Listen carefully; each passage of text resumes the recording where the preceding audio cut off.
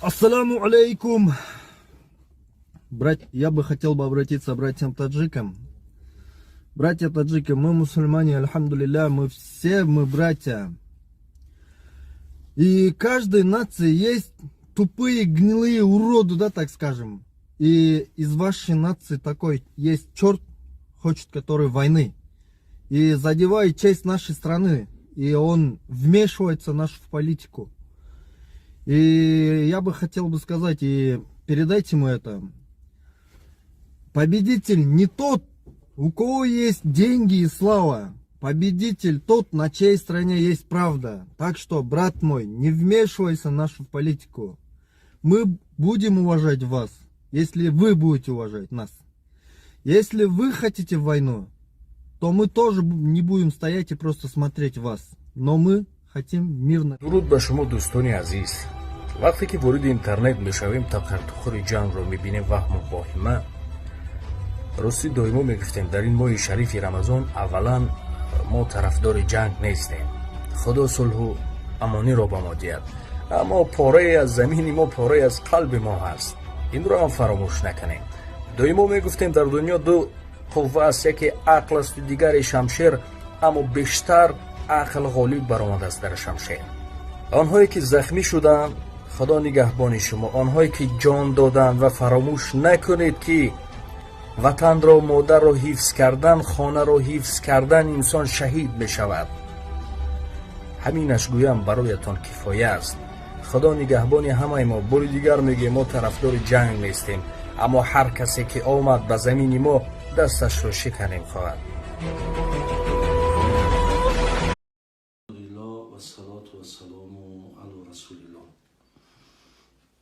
اول یکی همه شما مردم شریف به این ماه مبارک تبریک میکنم.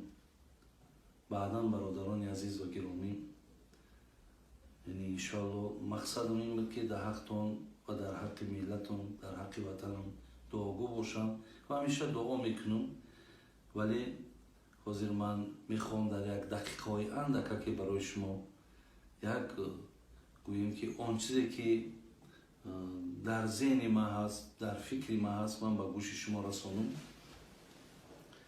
وقتی که شب برادران عزیز دیروز ما از تراویح برگشتیم و وقتی تلفن که شدیم و وضعیت ها را مقصد هر روز که پیگیری میکنیم، امروز برای همگان معلوم است.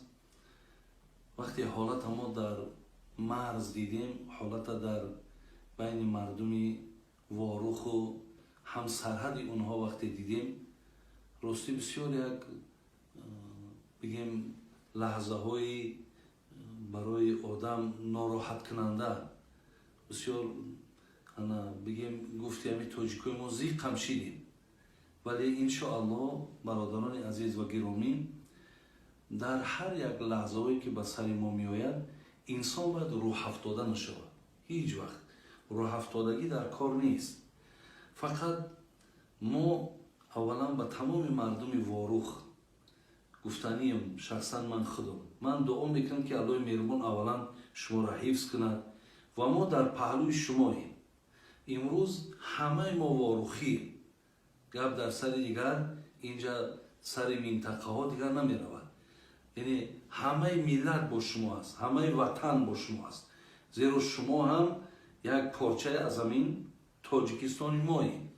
به همین خاطر برادران عزیز و گرامی، اولا دعا میکنم که اونهایی که گذشتن، در همین حالت گذشتن، خدای مهربان اینها را رحمت و مغفرت کنه که بسیار درجه بلندی بردن. این طرف ماه رمضان که درهای همه عذاب الله بسته. دویم حمایه مرز و بوم که پیامبر گرامی گفته است 3 نفر گفته است به حساب جنت می رود. یک نفر شما کسی هست که مرز و بومی دیار خود را حفظ میکند. این برادرای گذشته را الله رحمت و مغفرت کند و زخمی های ما را الله مهربان شفای کامل تید.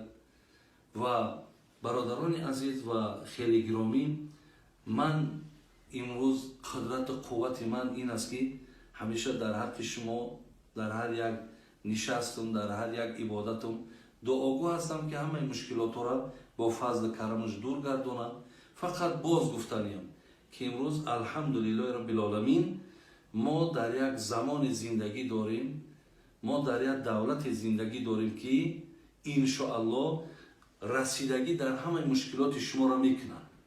ба ин хотир мо бояд ки ҳеҷ вақт итари рӯҳафтода нашем, шикаста дилам нашем ва ҳеҷ вақт худмона ита одами танҳо бесоҳибам бародарои азиз ҳеҷ вақт эҳсос накунем.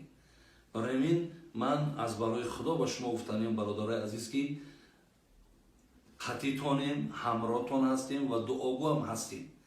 ва имрӯз бародарое ки аз мо ҳастанд дар кадом минтақаи зиндагӣ дорем. имрӯз бародарои азиз ва гиромӣ соати омадааст ки ҳамун марзу бума ҳифзш ки ин бигем як чӣ гӯем як заминҳои таърихие ки барои мо шумо боқӣ мондагӣ ҳаст. иншоаллоҳ ҳар ваҷаби ӯро мо ҳимоя мекунем ва агар аллоҳи меҳрубон ку мо мардуми ҷангхон нестем, мо мардуми мисол бигем ки ҷангкун нестем, лекин ҷам гуфтед тоҷикои мо ҷои ҷанг ҷои нанг имрӯз ҷои нанг ки омадааст, аллоҳи меҳрубон ӯ соатшам наёрад. агар овард ҳар як нафари мо бояд ки барои ҳифзи ҳимояи амин ватану мулки худмон бародарои азиз як се ҷон не агар 1000 ҷон ки дар кор шид бародарои азиз мо бояд ки доданмон дар коре. барои ҳамин ман иншоаллоҳ бозам мегӯм худованд рӯзҳои сахта наёрад, рӯзҳои вазнинеро наёрад. худованд дунболи ин коре кишид бо тинҷию хубиро биёраду аллоҳи меҳрубон ҳаматона ҳифз кунад. آمین یا رب العالمین. دوستان عزیز سلام علیکم.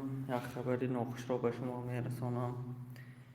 مبارز وطن گدای صلاح الدین رحمانی سال تولدش 17 ژانویه 1993 زادی ناحیه خاولین ولایت ختلان عائله‌دار صاحب 3 فرزند نصف روزی 29 اپریل 2021 در نزد سرحد کیرگیزستان به شهادت رسید.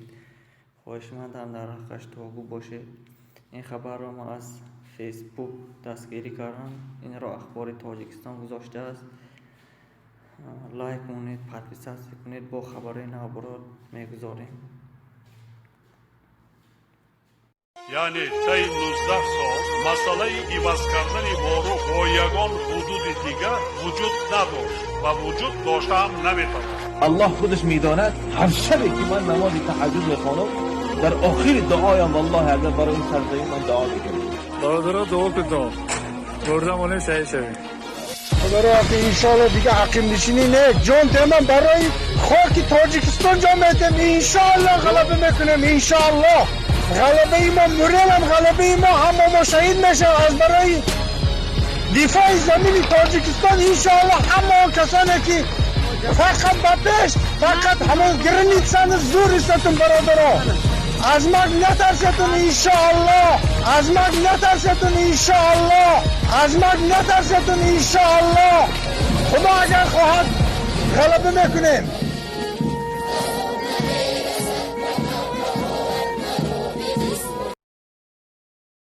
با گذشت 2 روز از مناقشه‌های خونین در مرز تاجیکستان و قرقیزستان، تعداد ففتیدگان از جانب تاجیکستان 10 نفر و تعداد زخمیان بیش از 90 نفر بوده است. یکی از قربانیان افسر نیروهای مرزبانی تاجیکستان صلاح الدین گدایف است. وی 28 سال داشته فرمانده یکی از دیدبانگاه ناحیه مسجوح بوده است. صلاح الدین گدایف ختم کرده دانشگاه قوه‌های سرحدی قزاقستان و صاحب رتبه حربی مایور بوده است. افسر کشته شده 3 فرزند داشت. همچنین دیروز بختاور محمودوف ساکن جوان دهه نیمن جماعت سرخ شهر اصفهان نیز کشته شده است. او صبح 29 اپریل برای عمانی به بوغشان رفته بوده است و بگاهی دیروز ففتیده است. اینچنین روز گذشته به جوان 32 ساله این جماعت امیدجان یوسفوف تیر رسید و او جان داد. نیکروز غفوروف ساکن دهه دهبید جماعت قراتوق شهر ترسونزاده نیز در مناقشه مرزی با قرقیزستان روز 29 اپریل کشته شده است. او 28 سال داشته صاحب 2 فرزند بود. ба иттилои дарёфтӣ дар ҳодисаи рӯзи 29 апрел ҳикматулло маҳкамови 26 сола ва иброҳимхон ҳошимзодаи 26 сола сокини маҳаллаи навободи ҷамоати чоркӯҳ кушта шуданд. Як намояндаи ҷамоати чоркӯҳ гуфт Шералӣ Раҳматзода ва Сафарнабиев низ ду сарбози қисми марзбонии Исфара ҳангоми навбатдорӣ аз зири силоҳи оташфишон кушта шуданд. Ҷасади онҳоро имрӯз дафн карданд. ҷустуҷӯ ва санҷиши маълумот дар бораи қурбониёни дигар идома дорад.